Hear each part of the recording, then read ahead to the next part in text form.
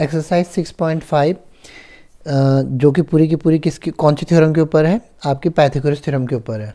ठीक है, तो उसका पहला ही क्वेश्चन क्या बोल रहा है, determine which of them are right triangle, कि इनमें से कौन सा जो है राइट एंगल ट्रायंगल है। तो मैं पहले पार्ट को चेक करके बताता हूँ आपको। ठीक है, जो हमें अगर हमने एक ट्रायंगल बनाया है रफ में,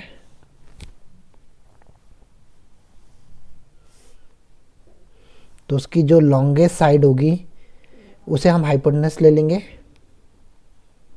25 सेंटीमीटर, और बची दो साइडों को आप कुछ भी ले सकते हैं, एक को बेस एक को परपेंडिकुलर। तो सबसे बड़ी साइड को सबसे पहले आपने क्या लेना है, हाइपोटेनस लेना है, ये ध्यान रखना है। 25 सेंटीमीटर ले लिया, बाकी बची दो साइडों को कुछ भी ले लेंगे। ठीक है, इसको बेस या इसको परपेंडिकुलर या इसको परपेंडिकुलर इसको बेस। तो मैंने 24 को बेस ले लिया और 7 को परपेंडिकुलर ले लिया। अब पाइथागोरस थ्योरम रखेंगे और देखते हैं कि आंसर क्या आता है। अगर हमारा Pythagoras theorem left hand side equal to right hand side के हिसाब से लिखते हैं तो क्या बनेगा, हाइपोटेनस का स्क्वायर इक्वल टू बेस का स्क्वायर प्लस परपेंडिकुलर का स्क्वायर। हाइपोटेनस कितना लिया मैं 25 का स्क्वायर, बेस कितना लिया 24 का स्क्वायर, और परपेंडिकुलर 7 का स्क्वायर। 25 का स्क्वायर 625 होता है। ठीक है, और 24 का होता है 5, एक मिनट, 7 का होता है 49, और 24 का कितना होगा 576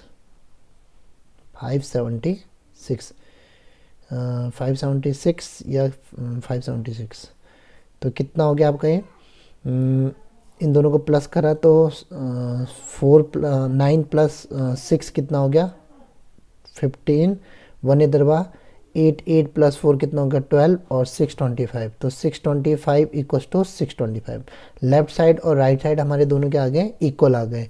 तो ये हमारा जब भी हाइपोटेनस का स्क्वायर बेस और परपेंडिकुलर के स्क्वायर के सम के बराबर हो रहा है, इट मीन्स कि ये जो ट्रायंगल है आपका राइट एंगल ट्रायंगल है। तो ये तो पहला पार्ट तो यस आ गया। सिमिलरली इसका जो दूसरा पार्ट है उसमें दे रखा है हमें, सेकंड पार्ट में जो दे रखा है हमें, सेकंड पार्ट के जो हमें वैल्यू दे रखी है वो 3 सेंटीमीटर 8 सेंटीमीटर 3 सेंटीमीटर 8 सेंटीमीटर और 6 सेंटीमीटर दे रखा है। तो सिमिलर तरीके से हम उसको भी प्रूव करने की कोशिश करते हैं। अगर आ गया कि हाइपोटेनस का स्क्वायर जो है वो बेस और परपेंडिकुलर के सम के बराबर आ गया तो राइट एंगल है, नहीं तो नहीं है। तो मैंने इसको भी उसी तरह से लिख दिया ABC। जो सबसे बड़ी साइड है उसको हाइपोटेनस मान लिया 8 सेंटीमीटर, और बची हुई दो साइडों को कुछ भी मान लो, एक को बेस और एक को परपेंडिकुलर। तो हमने इसको 3 सेंटीमीटर ले लिया और इसको 6 सेंटीमीटर ले लिया। तो left hand side equal to right hand side के बराबर आना चाहिए। लेफ्ट हैंड साइड में मेरा क्या होगा, हाइपोटेनस का स्क्वायर, यहाँ पे बेस का स्क्वायर और परपेंडिकुलर का स्क्वायर के सम के बराबर। हाइपोटेनस के ले लिया मैंने 8 का स्क्वायर, बेस ले लिया मैंने 3 का स्क्वायर, और परपेंडिकुलर ले लिया 6 का स्क्वायर।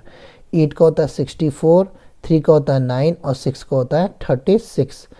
तो ये बन रहा है आपका 64 इज इक्वल्स टू 45। क्या 45 के इक्वल आता है, नॉट, तो नो। तो ये राइट एंगल ट्रायंगल नहीं है। ऐसी बाकी पार्टों को आप खुद से चेक कर सकते हो। क्वेश्चन नंबर 4, वो बोल रहे ABC is an isosceles triangle right angle at C, prove that AB square equals to twice of AC का स्क्वायर। अब उन्होंने सबसे पहले इसमें जो कंडीशन डाली है उसको देखते हैं। आइसोसेलेस ट्रायंगल है, मतलब आइसोसेलेस ट्रायंगल कौन से ट्रायंगल होते हैं, जिनकी दो साइडें इक्वल होती हैं। फिर बोला राइट एंगल जो है वो किस पर है, C पर है। तो हम इस तरह से बना देते हैं, एक ट्रायंगल बना देते हैं, ठीक है, जिसका C पे 90 डिग्री बना देते हैं, C पे 90 डिग्री, और 90 डिग्री के सामने वाली चीज़ क्या हो जाएगी, हाइपोटेनस हो जाएगी। तो वो सबसे लॉन्गेस्ट साइड हो जाएगी। तो A यहाँ रख देता हूँ मैं, B यहाँ पे लिख देता हूँ। तो AC जो है वो किसके बराबर होगा, आपका BC के बराबर होगा। AC BC के बराबर होगा। अगर हम सबसे पहले इसमें गिवन लिख लेते हैं। गिवन क्या है मेरे को, गिवन है कि आइसोसेलेस ट्रायंगल है, और तो उसमें मैं AC इक्वल्स टू किसके बराबर ले लेता हूँ, AC इक्वल्स टू BC के बराबर ले लेता हूँ कि AC जो है BC के बराबर है। दूसरी चीज़ की राइट एंगल C जो है 90 डिग्री है। अब जो अब मुझे प्रूव करना है AB का स्क्वायर, मतलब AB का जो स्क्वायर है वो AC के स्क्वायर का डबल है। Equals to twice of A सी के स्क्वायर। ठीक है, अब हम प्रूफिंग करना शुरू करते हैं, प्रूफ करना शुरू करते हैं। तो मैंने क्या बोला, जब भी आपके पास 90 डिग्री है तो हमने पाइथागोरस थ्योरम तो प्रूफ कर ही रखी है पिछले वीडियोस में। तो अब हम क्या करेंगे, हाइपोटेनस का स्क्वायर इक्वल्स टू बेस का स्क्वायर प्लस परपेंडिकुलर का स्क्वायर ऐसे लिख सकते हैं। हाइपोटेनस क्या है मेरे पास, 90 डिग्री के सामने वाली साइड्स। ठीक है जी, तो इसे ए बी का स्क्वायर लिख दिया मैंने। अब बेस मैं किसको ले लेता हूँ, ए सी को, ए सी का स्क्वायर, और परपेंडिकुलर किसे ले लेता हूँ, बी सी का स्क्वायर, बी सी का स्क्वायर। बट आपको एक चीज़ पता है कि ए बी, ए सी और बी सी जो है आपस में क्या है, इक्वल है। और मुझे ए सी की टर्म में चाहिए तो मैं बी सी को किस में कन्वर्ट कर सकता हूँ, ए सी में। तो मैं इसको ए सी का स्क्वायर लिख सकता हूँ। और ये ए सी का पहले वाला तो ए सी का स्क्वायर है ही। ठीक है, तो ए बी का स्क्वायर यहाँ पे लिख सकता हूँ। ए बी जो ए सी जो है वो बी सी के बराबर है, इस वजह से मैं ऐसा यूज़ कर रहा हूँ। ठीक, अब ये क्या हो जाएगा आपका, ट्वाइस ऑफ ए सी का square equals to A B का स्क्वायर हो जाएगा। ठीक है, तो ये क्वेश्चन नंबर 4 हमारा हो गया बिल्कुल सिंपल तरीके से। क्वेश्चन नंबर 5 वो कह रहे हैं A B C is an isosceles triangle, कि ए बी सी एक आइसोलेस ट्राइंगल है with A C equals to B C, कि ए सी किसके बराबर है, बी सी के बराबर है। ये पहली चीज़ हमें गिवन है। उसके बाद वो कह रहे हैं, दूसरी चीज़ गिवन है कि ए बी का square equals to twice of A C का स्क्वायर, कि ए बी का स्क्वायर जो है ट्वाइस ऑफ ए सी के स्क्वायर के बराबर है। तो प्रूव करना है, prove that A B C is a right angle. तो हमें प्रूव करना है कि ए बी सी जो है आपका राइट एंगल है, मतलब 90 डिग्री प्रूव करना है हमें। ठीक है, जो हमें पिछले क्वेश्चन में गिवन प्रूव करना था ना, वो यहाँ गिवन है। पिछले क्वेश्चन में मैं प्रूव करना था ए बी का square equal to twice of A C का स्क्वायर, यहाँ गिवन है। पिछले क्वेश्चन में मैं गिवन था कि सी 90 डिग्री पर है, तो यहाँ प्रूव करना है कि सी 90 डिग्री है। ठीक, तो सबसे पहले हम इसमें गिवन लिख लेते हैं। गिवन जो है हमें सबसे पहले जो गिवन चीज़ है हमें वो लिख लेते हैं कि ए सी जो है वो बी सी के बराबर है। और दूसरी चीज़ क्या है कि ए बी का जो स्क्वायर है वो किसके बराबर है, ट्वाइस ऑफ ए सी के स्क्वायर के बराबर है। ये चीज़ गिवन है, तो मैं इसके हिसाब से अपना एक ट्रायंगल बना लेता हूँ। मैंने एक ट्रायंगल बना दिया, रफ ट्रायंगल बना दो। और ऐसे लिखो कि आपका ए सी जो है, ए सी जो है वो बी सी के बराबर आ जाए। तो ए यहाँ पे रख देता हूँ, ठीक है, सी यहाँ पे और बी यहाँ पे, ताकि ए सी को मैं बी सी के इक्वल लिख सकूँ। अब मेरे पास ये गिवन है कि ए बी का square equals to twice of A C का स्क्वायर। तो मैं इसको कैसे लिख सकता हूँ, ए बी का square equals to A C का स्क्वायर प्लस ए सी का स्क्वायर लिख सकता हूँ मैं, है ना। अब एक ए सी की जगह मैं क्या लिख सकता हूँ, अब मुझे पता है कि ए सी की जगह मैं बी सी लिख सकता हूँ, तो एक ए सी की जगह मैंने क्या लिख दिया, बी सी का स्क्वायर प्लस ए सी का स्क्वायर। तो ये क्या होगा, ए बी का square equals to B C का स्क्वायर प्लस ए सी का स्क्वायर। तो हाइपोटेनस का स्क्वायर इक्वल्स टू बेस का स्क्वायर प्लस परपेंडिकुलर, मतलब दो साइडों की स्क्वायर का सम जो है थर्ड साइड के स्क्वायर के सम के बराबर होता है। इट मीन्स ये क्या हो रहा है, आपका आर एच एस जो है वो एल एच एस के बराबर, सॉरी एल एच एस जो है वो आर एच एस के बराबर है। Therefore angle C equals to 90 degree, की सी 90 डिग्री है। पाइथागोरस थ्योरम प्रूफ हो रही है ना, तो इस वजह से एंगल सी कितने पे आपका 90 डिग्री पर गिवन है। ठीक, तो ये हो गया आपका question number 5 complete. Question number 6 वो कह रहे हैं कि एक ट्रायंगल है ए बी सी जो कि इक्विलेटरल है। इक्विलेटरल का मतलब जिसकी सारी साइडें बराबर हैं और उसकी साइड कितनी देखी है, 2a के बराबर। और बोला find each of its altitude, इसका एल्टीट्यूड निकालना है। तो पहले हम एक फिगर बनाते हैं जिसमें देखते हैं कि एक इक्विलेटरल ट्रायंगल हमने बनाया, उसका नाम रख दिया ए बी सी। इसकी सारी साइडें कितने के बराबर है, 2a के बराबर है ना। इक्विलेटरल मतलब जिसकी सारी साइडें बराबर हो गई, तो वो आपका 2a के बराबर है, सारी साइडें 2a हैं। ठीक है, अब उन्होंने क्या बोला कि find each of its altitude, इनके एल्टीट्यूड निकालने हैं हमें। तो सबसे पहले हम क्या करेंगे, यहाँ से एक एल्टीट्यूड बना देंगे, मतलब एल्टीट्यूड मतलब 90 डिग्री की हाइट बतानी है इसकी। तो ये 90 डिग्री की हाइट मैंने d बना दिया। ठीक है, अब सबसे पहले मुझे बी डी सी डी के बराबर प्रूव करना पड़ेगा। ठीक है, तो उसके लिए मेरे को क्या करना पड़ेगा, मेरे को लेना पड़ेगा in triangle A B D and triangle A C D. अब ए बी जो है वो किसके बराबर हो जाएगा, ए सी के बराबर। ये तो हमें गिवन है, ठीक है, हाइपोटेनस है ना। फिर ये 90 डिग्री, तो फिर मैं लिख सकता हूँ A D B equals to A D C 90 degree each. और उसके बाद क्या लिख सकता हूँ, A D common, A D equals to A D, ये हो गया कॉमन। ठीक है, therefore triangle A B D is congruent to triangle A C D by which property, R H S से, right angle hypotenuse and side से। ऐसा क्यों करा मैंने, ताकि मैं बी डी को सी डी के बराबर प्रूव कर सकूं। तो मैंने लिखा B D equals to C D C P C T. ठीक है, जब ये वाली साइड इस साइड के इक्वल प्रूफ हो गई तो ये कितना आ गया ए, तो ये पार्ट भी कितना आ गया आपके पास ए। ठीक है, अब ये करना ज़रूरी है क्योंकि हमारे पास कोई ऐसी कोई प्रॉपर्टी नहीं है कि जो हम यहाँ पे से 90 डिग्री बनाए तो इन दो पार्टों को इक्वल करें, परपेंडिकुलर बाइसेक्टर भी नहीं बोलेंगे ना अभी हम। तो हम सिंपल सा क्या करेंगे, पहले इन दो हिस्सों को बी डी और सी डी को बराबर प्रूव कर देते हैं। तो हमने बी डी और सी डी को जब बराबर प्रूव कर दिया तो बी से सी तक अगर 2a है तो बी से डी तक a है और सी से डी तक भी a है, दोनों का सम करेंगे तो टोटल साइड्स की लेंथ कितनी आ जाएगी, 2a के बराबर। अब हम पाइथागोरस थ्योरम का यूज़ कर करके क्या निकाल देंगे, एल्टीट्यूड निकाल देंगे। तो लिख देंगे in triangle A B D, है ना, ए बी डी हाइपोटेनस का स्क्वायर इक्वल्स टू बेस का स्क्वायर प्लस परपेंडिकुलर का स्क्वायर। उन्हें परपेंडिकुलर तो निकालने के लिए बोला है। हाइपोटेनस कितना है 2a का स्क्वायर और बेस कितना ले लिया a का स्क्वायर, तो परपेंडिकुलर निकल जाएगा p का स्क्वायर। तो ये कितना आ गया 4a स्क्वायर और ये स्क्वायर a स्क्वायर जाके वहाँ माइनस हो जाएगा तो p का स्क्वायर। ये कितना आ गया 3a का स्क्वायर p स्क्वायर। अब p से स्क्वायर हटेगा तो ये रूट में आ जाएगा √3a। तो जो परपेंडिकुलर आया वो कितना आ गया √3a के बराबर आ गया।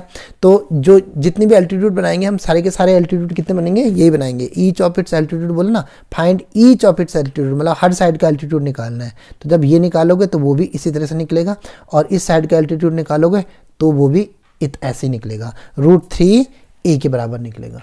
ठीक है, बस आप एक साइड पे एल्टीट्यूड निकाल लीजिए, बाकी भी सेम ही निकलेंगे। क्वेश्चन नंबर 7, वो कह रहे हैं prove that the sum of the square of the sides of a rhombus is equal to the sum of square of its diagonal. पहले तो ये बहुत इंपॉर्टेंट क्वेश्चन है, बहुत बार बोर्ड के पेपर में आया हुआ है। ठीक है, वो कह रहे हैं कि एक रोम्बस है, तो पहले हम सबसे पहले एक रोम्बस बनाते हैं। रोम्बस की आपको सारी प्रॉपर्टियाँ पता होनी चाहिए। रोम्बस की जो पहली प्रॉपर्टी है कि इसकी जो सारी साइड्स होती हैं वो इक्वल होती हैं। ठीक है, तो मतलब ये वाली साइड और ये वाली साइड, ये चारों साइड आपस में क्या होंगे, इक्वल होंगे। फिर उसके बाद बोला कि जो इसका डायगोनल है वो एक दूसरे को कितने पे काटते हैं, 90 डिग्री पर बाइसेक्ट करते हैं। देखो यहाँ पे 90 डिग्री पर बाइसेक्ट करेंगे। मैं ए बी सी और डी लिख देता हूँ। ये वाली साइड इस साइड की इक्वल होगी ओ पे और बी ओ जो है वो डी ओ के इक्वल होगा। ठीक है, ये हो गई। तो सबसे पहले हमें प्रॉपर्टी पता है, गिवन में लिख देते हैं कि जो हमें गिवन है वो है कि ए बी सी डी जा rhombus, A B C D is rhombus. बहुत इंपॉर्टेंट क्वेश्चन है, बार बार प्रैक्टिस करिए इस क्वेश्चन की। ठीक है, उसके बाद हमें प्रूव क्या करना है। प्रूव करने के लिए मैं बता देता हूँ कि प्रूव क्या करना है। मैं प्रूव करने के लिए बोला उन्होंने ये बोला है the square of a side of a rhombus, मतलब कि जो साइड्स का स्क्वायर है, मतलब ए बी का स्क्वायर प्लस बी सी का स्क्वायर प्लस सी डी का स्क्वायर प्लस ए डी का स्क्वायर। ठीक है, but prove that the sum of the square of sides of a rhombus is equal to the square sum of the square of its diagonal. तो इसका जो सम होगा वो diagonal के square के बराबर होगा। तो ए सी का स्क्वायर प्लस बी डी के स्क्वायर के सम के बराबर होगा। ठीक है, आ रही बात समझ में। तो ये हमें रोम्बस की प्रॉपर्टी तो पता है कि जो इसके डायगोनल होते हैं एक दूसरे को 90 डिग्री पर बाइसेक्ट करते हैं। तो अब इस तरह से कितने ट्रायंगल फॉर्मेशन हो गए, कितने राइट एंगल ट्रायंगल हो गए। पहला ये वाला ए ओ बी, फिर बी ओ सी, फिर सी ओ डी और फिर डी ओ ए। तो यहीं से प्रूव करना शुरू कर देते हैं, प्रूफिंग करना शुरू करते हैं यहाँ से। तो सबसे पहले ट्रायंगल ए ओ बी ले लेता हूँ मैं ना, इन ट्रायंगल ए ओ बी। अब हमें पता है कि 90 डिग्री पे बाइसेक्ट करते हैं तो हाइपोटेनस का स्क्वायर इक्वल्स टू बेस का स्क्वायर प्लस परपेंडिकुलर का स्क्वायर, ये लगा सकता हूँ मैं फॉर्मूला। अब हाइपोटेनस 90 डिग्री है तो उसके सामने वाली हाइपोटेनस क्या हो जाएगी, ए बी का स्क्वायर। बेस चाहे ए ओ को लो चाहे बी ओ को लो, उससे कोई फर्क नहीं पड़ता, तो मैंने ए ओ का ले लिया, ए ओ का स्क्वायर फिर दूसरी चीज़ क्या ले सकता हूँ मैं, परपेंडिकुलर जो बच गई तो वो बी ओ है, बी ओ का स्क्वायर। अब ध्यान से देखिएगा, ए बी का स्क्वायर तो एज इट इज लिख सकता हूँ मैं, पर जो ए ओ है, ए ओ किसके इक्वल किसके बराबर होगा, हाफ ऑफ ए सी होगा कि नहीं होगा, क्योंकि ए ओ जो है सी ओ के बराबर है, ये दोनों पार्ट बराबर है, तो मैं ए ओ को हाफ ऑफ ए सी लिख सकता हूँ, क्योंकि मुझे ए सी की टर्म में चाहिए, तो मैं इसे लिख सकता हूँ ए सी अपॉन 2 का स्क्वायर। और इसी तरह से बी ओ को क्या लिख सकता हूँ, हाफ ऑफ बी डी का, तो मतलब बी डी अपॉन 2 का स्क्वायर। अगर इसे सॉल्व कर जाए तो क्या बनेगा, ए सी का square upon 4 plus B D का स्क्वायर अपॉन 4। ये आ गया आपका ए बी का स्क्वायर, ये आ गया आपका पहला पार्ट। अगर ये समझ में नहीं आए तो आगे करने का कोई फायदा नहीं है, पहले आपको यही समझना पड़ेगा हर हालत में, ठीक है। अगर ये समझ में आ गया तो फिर सिमिलरली इस ट्रायंगल का करेंगे, तो इस ट्रायंगल को कैसे लिख सकता हूँ मैं, बी सी का स्क्वायर, तो यहाँ पे लिख दूंगा सिमिलरली, बार बार ये थोड़ा लिखते रहेंगे हम लोग, है ना, तो सिमिलरली लिख देते हैं और थोड़ा शॉर्ट कर लेते हैं। सिमिलरली ट्रायंगल, इन ट्रायंगल, कौन से ट्रायंगल में, बी ओ सी में, बी ओ सी में साइड का स्क्वायर, मतलब जो साइड है बी सी का स्क्वायर लिख सकता हूँ, बी सी का स्क्वायर, यस बी सी का स्क्वायर इक्वल्स टू क्या लिख सकता हूँ, डायगोनल, मतलब इसमें भी तो वही होगा ना, सी ओ को मैं हाफ ऑफ ए सी लिख सकता हूँ, तो मैं क्या लिख सकता हूँ, ए सी का square upon 4 plus B O को तो बी डी का स्क्वायर अपॉन 4 लिख सकता हूँ, जैसे मैंने फर्स्ट में लिखा था, ये सेकंड लिख दिया। इसी तरह से ये दूसरा ट्रायंगल हो गया। अब तीसरा ट्रायंगल सी ओ डी में भी ऐसे लिख देंगे, in triangle C O, in triangle C O D में, सी ओ डी में, सी ओ डी में, इस वाले ट्रायंगल में लिख सकते हैं, है ना, किस ट्रायंगल में, सी ओ डी में। तो सी डी का जो स्क्वायर होगा हाफ ऑफ ए सी का मतलब ए सी का स्क्वायर अपॉन 4 और बी डी का स्क्वायर अपॉन 4, ऐसे लिख देंगे हम लोग। सी डी का square equals to A C का square upon 4 plus B D का स्क्वायर अपॉन 4, ये थर्ड हो गया। और फोर्थ आखिरी में ए ओ सी वाला, है ना, तो सेम इसी में भी ये लिख देंगे, in triangle A O D, तो उसमें क्या होगा आपका ए डी का square equals to A C का square upon 4 plus B D का स्क्वायर अपॉन 4, ये फोर्थ हो गया। अब मैं चारों को ऐड कर दूं, चारों साइड्स को ऐड कर दूं, adding first, second, third and fourth, कि मैंने इन चारों को ऐड कर दिया, तो यहां से क्या आएगा, ए बी का स्क्वायर, यहां से क्या आएगा, बी सी का स्क्वायर, थर्ड से क्या आएगा, सी डी का स्क्वायर, और फोर्थ से क्या आएगा, ए डी का स्क्वायर। और यहां से क्या आएगा, यहां से आएगा ए सी का स्क्वायर अपॉन 4, मतलब 4 टाइम्स ऑफ ए सी का स्क्वायर आएगा, ए सी का स्क्वायर, ए सी का स्क्वायर, ए सी का स्क्वायर, तो ये 4 टाइम्स 4 इंटू 4 ए सी का स्क्वायर अपॉन 4 और प्लस 4 इंटू बी डी का स्क्वायर अपॉन 4, तो 4 से 4 कैंसिल होंगे, तो क्या बन गया, ए सी का स्क्वायर प्लस बी डी का स्क्वायर, और यहाँ क्या बना आपका, ए बी का स्क्वायर प्लस बी सी का स्क्वायर प्लस सी डी का स्क्वायर प्लस ए डी का स्क्वायर, है ना। तो एल एच एस जो है आर एच एस के बराबर प्रूव कर दिया हमने, ये तो प्रूव करनी थी ऊपर से, है ना जो उन्होंने प्रूव करने के लिए बताया वही चीज़ हमने प्रूव कर दी। अब देखो, आप बोलोगे कि आपने 4 टाइम्स ऑफ ए सी कैसे लिख दिया, एक ए सी का स्क्वायर ये रहा, दूसरा में ए सी का स्क्वायर है, तीसरे में भी ए सी का स्क्वायर है, चौथे में भी ए सी का, तो A C square upon 4, A C square upon 4, A C square upon 4 को इनको 4 बार प्लस करेंगे तो 4 times of A C square upon 4 नहीं आ जाएगा, है ना। तो इस तरीके से हम इनको ऐड कर लेंगे, तो ये बन गया आपका क्वेश्चन नंबर 7 कंप्लीट हो गया, ठीक है। बहुत इंपॉर्टेंट क्वेश्चन है, 2-3 बार प्रैक्टिस करेंगे तो आपको आ जाएगा यहाँ क्वेश्चन। क्वेश्चन नंबर 9th, वो कह रहे हैं a ladder 10 metre long reaches a window 8 metre above the ground, find the distance of foot of the ladder from the base of the wall। मतलब एक दीवार खड़ी है, ठीक है, ये दीवार बना दी हमने, ठीक है, इसके अगेंस्ट में बोला एक हमने सीढ़ी खड़ी कर दी, लैडर खड़ी कर दी, लैडर की जो लेंथ है वो 10 मीटर है, ठीक है। दीवार ऑब्वियसली क्या होगी, 90 डिग्री पे होगी, तो इसे 90 डिग्री बना देते हैं। अब बोला ये जो विंडो है ना, यहाँ पे विंडो पे लैडर अटका रखी इस तरह से, और ये 8 मीटर हाई है, ठीक है। अब आपको बताना है कि लैडर और की बेस और दीवार की बेस के बीच का डिस्टेंस, मतलब आपको बेस निकालना है, इसे ए बी सी ले लिया, सिंपल सा है।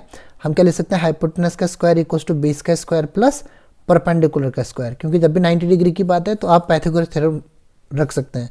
तो 90 डिग्री के सामने वाला हाइपोटेनस, तो 10 का स्क्वायर, बेस मुझे ए बी तो निकालना ही है, और परपेंडिकुलर मेरे पास 8 का स्क्वायर, 100 हो गया ए बी का स्क्वायर, और ये 64। अब आपने क्या करा, 100 माइनस 64 ए बी का स्क्वायर ले लिया, तो कितना आ गया आपके पास 36 ए बी अंडर रूट में, ये आ गया प्लस माइनस 6 मीटर, है ना, मीटर में ही तो है सब कुछ, इक्वल्स टू ए बी, तो नेगेटिव तो हो नहीं सकता, तो 6 मीटर आपकी हाइट वो आ गई, लेडर और फुट ऑफ वॉल के बीच का डिफरेंस। क्वेश्चन नंबर 10th, वो कह रहे हैं a guy wire attach to a vertical pole of height 18 metre. किसी बंदे को बोला कि एक 18 मीटर हाइट पे क्या बांधनी, एक थ्रेड बांधनी है, तो यहाँ ग्राउंड से इस पोल की जो हाइट है वो कितनी, 18 मीटर है, इज़ 24 मीटर, और वो जो रस्सी जो बांधनी है उस पर जो बांधनी है वो 24 मीटर लंबी होनी चाहिए। बोला ठीक है जी, 24 मीटर लगा दी हमने लंबी रस्सी, attach to the other end, how far from the base of the pole should the stake, तो जो मतलब ये आपने जो रस्सी बंधी है उसका बोला ग्राउंड से कितनी दूरी पे होगा वो, ठीक है, तो हमें ये निकालना है। बाकी तो उनने लैंग्वेज को थोड़ा टिपिकल बना के बता रखा है, मैं उसे आप सिंपल बना देता हूँ। तो ए बी सी, अब पोल वर्टिकली है, तो अब आपको क्या निकालना है, आपको बेस निकालना है। आपके पास हाइपोटेनस गिवन है, हाइपोटेनस का स्क्वायर इक्वल्स टू बेस का स्क्वायर प्लस परपेंडिकुलर का स्क्वायर, हाइपोटेनस कितना आ गया 24 का स्क्वायर, बेस कितना है वो तो निकालना ही है, ए बी का स्क्वायर, और हाइपोटेनस परपेंडिकुलर कितना है आपके पास 18 का स्क्वायर, आपका 24 का स्क्वायर होता है 576 ए बी का स्क्वायर, और आपके पास 18 का जो स्क्वायर होता है वो होता है 324।